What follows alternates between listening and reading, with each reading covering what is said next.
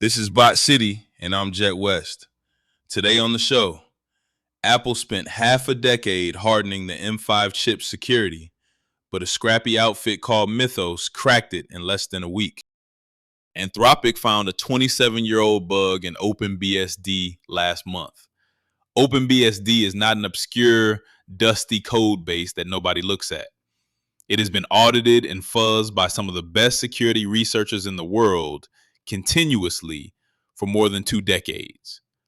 World-class eyes on world-class code for 27 years. Mythos found an exploitable vulnerability anyway, and more than 99% of what the model has found so far has not been patched.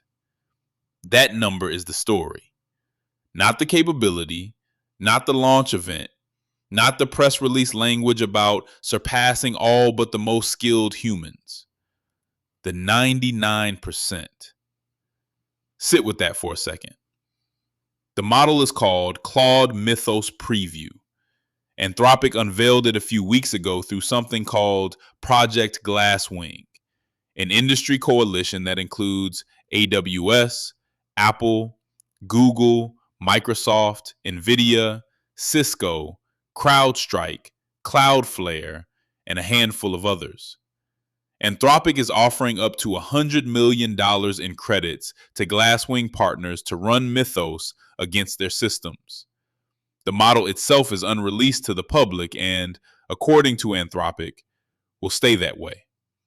The reason they give is that the hacking is too good.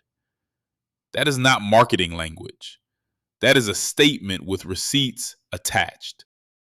Here's the one that I keep coming back to. Apple spent 5 years and probably billions of dollars building memory integrity enforcement for M5 silicon.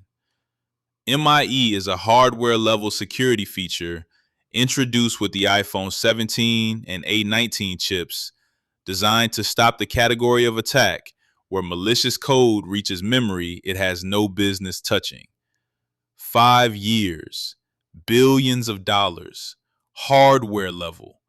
A security firm called Caliph used Mythos to break it in 5 days. The exploit is specific. Kernel memory corruption on bare metal M5 hardware with memory integrity enforcement enabled. Caliph linked 2 bugs and a handful of techniques to corrupt the max memory and reach parts of the device that should be structurally inaccessible. Working code, demonstrated. Not a theoretical risk score, not a CVE flagged in a spreadsheet, a working exploit. Apple is currently building the fix. The Caliph team wrote, "This work is a glimpse of what is coming for hardware and software that was built in a world before Mythos Preview." That sentence is doing a lot of work, and I want you to hear it clearly, because it is not a marketing line. It is a conditional statement about time. A world before Mythos Preview means the current software inventory of every organization running on legacy C and C++ code bases, which is most of the critical infrastructure on the planet. The implication is that the inventory was built under one set of assumptions, and those assumptions no longer hold. What Mythos is doing technically is worth slowing down for, because this is where coverage has been slipping past the hard part. The model is not running a faster version of a traditional vulnerability scanner. It is doing what Cloudflare describes as exploit chain construction. And that phrase means something specific. A traditional scanner finds individual bugs and scores them. Low severity bugs sit in a backlog. The backlog grows. Nobody patches the low severity bugs because there are always higher priority fires. This is how it has always worked. What Mythos does is take those low severity bugs, the ones that would traditionally sit invisible in a backlog, according to Cloudflare's published analysis, and chain them together into a single, more severe exploit. Then it generates working proof that the chain is real, not theoretical, demonstrated. To do that, the model has to maintain semantic understanding across multiple vulnerabilities simultaneously, reason about how they interact in production conditions, and then write code that proves it. That is what senior researchers do. It is also what Mythos does, except Mythos does not take a quarter to do it.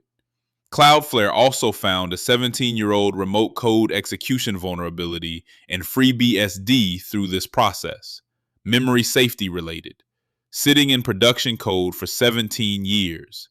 Cloudflare's conclusion, after running Mythos through internal testing, was that the reasoning looks like the work of a senior researcher. High praise. They also discovered something important about how not to deploy it. Running Mythos as a single agent scanning massive code bases does not work. The model loses context. It misses things. The organizations that are getting real coverage are the ones that split the workload into multiple narrow scope agents with a second agent filtering signal from noise. Cloudflare says using the model directly as a coding agent is the wrong tool for achieving high coverage. You need an architecture around it. Multiple focused workers, a filtering layer, intentional scope. That is not a plug-and-play deployment. That is meaningful engineering work, and it is not being discussed in most of the coverage. Meanwhile, Anthropic quietly reversed its own position on confidentiality. When Glasswing launched, partners signed agreements with confidentiality terms built in. Those terms are now gone. Anthropic told Reuters, and I am going to quote this carefully because the language is doing something interesting. While there was never a specific Glasswing NDA, confidentiality protections were something partners asked for at the outset and were built into agreements partners signed. Read that back slowly. There was never a specific NDA, but there were confidentiality protections built into agreements. Anthropic is saying both things simultaneously, and they cannot both be fully true. What actually happened is that there were terms. The terms created a bottleneck where one company sat at the center of every disclosure decision, and Anthropic changed the terms when the bottleneck became a problem. That is fine. The revision is the right call, but the framing of it is a different thing. OpenAI, for its part, launched Daybreak 2 weeks ago. Sam Altman announced it publicly, built around GPT 5.5 and a tiered access model that has already expanded to thousands of vetted users and organizations. Altman's language on the launch was that OpenAI wants to help companies continuously secure themselves, which is the kind of sentence that sounds like a feature and is actually a subscription model. Daybreak's partners include Cisco, Oracle, CrowdStrike, Palo Alto Networks, Cloudflare, Fortinet, Akamai, and Zscaler. OpenAI has also proactively approached the European Commission about access to GPT 5.5 Cyber for EU cybersecurity, and the Commission spokesperson said they welcome OpenAI's transparency. Anthropic's discussions with the EU are ongoing, but not at the same stage. The strategic divergence is real, and it is worth naming plainly. Anthropic is treating Mythos as a controlled dual-use system with genuine offensive capability and is restricting it accordingly. OpenAI is treating Daybreak as a platform and is scaling access with verification and tiered safeguards. One analyst described these as fundamentally different approaches to security and commercialization. That framing is diplomatic. What it actually describes is a different answer to the question of who decides who gets to defend themselves. OpenAI's answer is as many vetted defenders as possible, quickly. Anthropic's answer is a small set of US partners for now.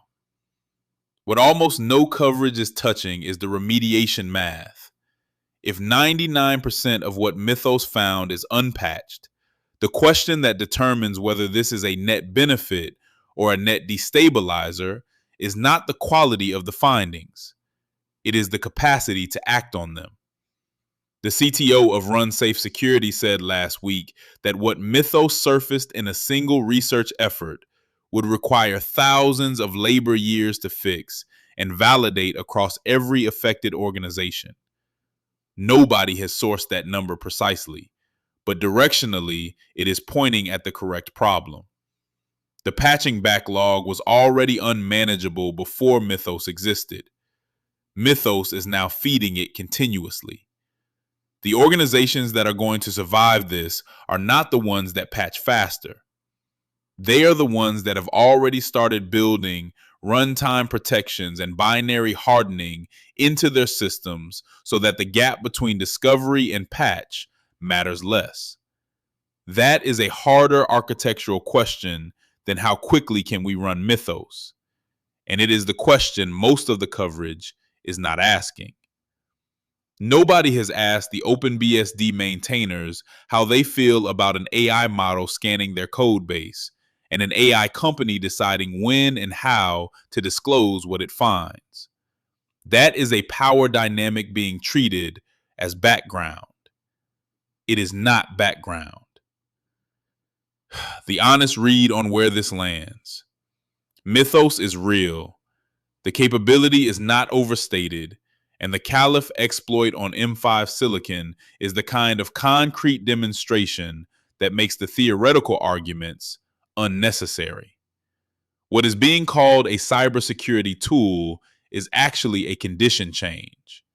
The assumption that defenders have time between discovery and exploitation is gone. It was always eroding. Mythos did not create the erosion, it just made the endpoint visible. Every organization running software built in a world before this model existed is now operating on borrowed time.